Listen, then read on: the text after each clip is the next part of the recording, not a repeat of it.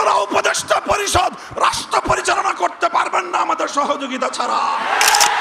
আমার এই বক্তব্যের 24 ঘন্টার মধ্যে যদি আপনারা কোনো ব্যবস্থা গ্রহণ না করেন, আমরা আপনাদের বিরুদ্ধে ব্যবস্থা গ্রহণ করতে বাধ্য হব। আমি বিশেষ করে এই তথ্য উপদেষ্টা নাহিদ সাহেবকে সতর্ক করি। আমি তার দৃষ্টি আকর্ষণ করে বলতে চাই, মামুনুল হককে চিনেন না?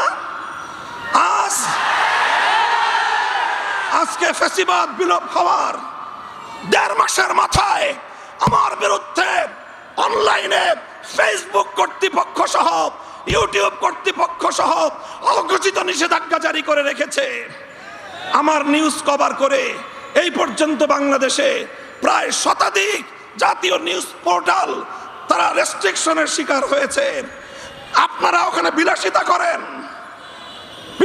করেন, বৈষম্যের বিরুদ্ধে সংগ্রামী আমাদেরকে আমাদের সমস্যাগুলোকে সমাধান করবার কোনো চিন্তা আপনাদের নাই। আপনারা উপদেষ্টা পরিষদ রাষ্ট্র পরিচালনা করতে পারবেন না আমাদের সহযোগিতা ছাড়া। আমার এই বক্তব্যের 24 ঘন্টার মধ্যে যদি আপনারা কোনো ব্যবস্থা গ্রহণ না করেন, আমরা আপনাদের বিরুদ্ধে ব্যবস্থা গ্রহণ করতে বাধ্য হব।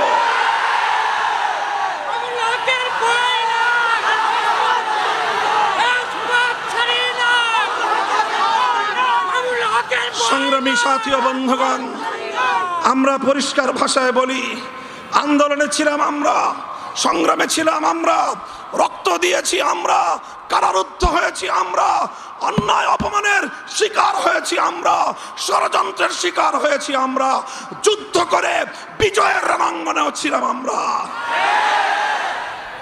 এখন সম্মিলিতভাবে এই রাষ্ট্রটাকে এগিয়ে নেওয়ার দায়িত্ব আমাদের। আমরা সহযোগিতা করতে চাই, গায়ে পড়ে সহযোগিতা করতে চাই। আমাদের গায়ে পড়ে সহযোগিতা যদি পায়ে ঠেলতে চান, সে পা ভেঙ্গে গুড়িয়ে দিতে এক মুহূর্ত আমরা বিলম্ব করব না।